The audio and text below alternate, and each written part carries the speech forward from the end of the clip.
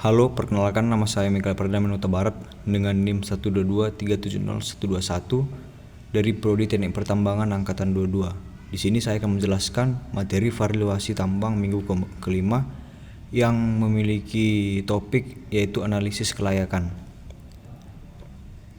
NPV atau Net Present Value adalah selisih yang didapat dari arus kas masuk saat ini dan arus kas keluar pada periode waktu tertentu. Secara umum, NPV digunakan untuk menghitung untung rugi dari suatu bisnis. Analisis kelayakan adalah proses evaluasi secara menyeluruh terhadap sebuah proyek pertambangan untuk menentukan apakah proyek tersebut layak dilaksanakan dari berbagai aspek teknis, ekonomi, lingkungan, dan sosial. Analisis dari segi teknis, yang pertama itu cadangan, yang kedua metode penambangan yang dipilih, yang ketiga peralatan dan teknologi yang digunakan. Selanjutnya, analisis dari kelayakan dari segi ekonomi, yaitu mencakup biaya investasi dan operasi.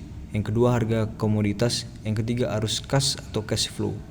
Selanjutnya itu penerimaan negara. Beberapa faktor yang diperhatikan, yang pertama adalah pajak. Pajak dikenakan atas keuntungan bersih perusahaan.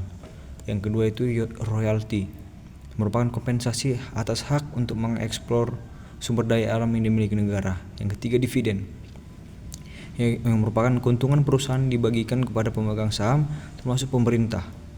Yang keempat yaitu pajak pertumbuhan nilai atau PPN, pajak yang dikenakan atas setiap pertumbuhan nilai dari hasil tambang tersebut. Dari hasil pemaparan saya tadi dapat disimpulkan bahwa pada minggu kelima ini menjelaskan atau memberitahu kita bahwa dalam satu perusahaan tambang itu perlu dilakukan analisis kelayakan. Apakah perusahaan tersebut layak untuk beroperasi atau tidak.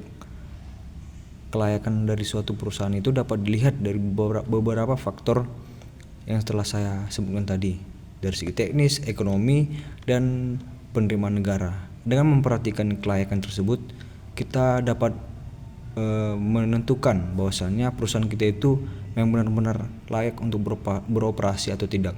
Sekian yang bisa saya sampaikan pada materi valuasi tambang minggu kelima.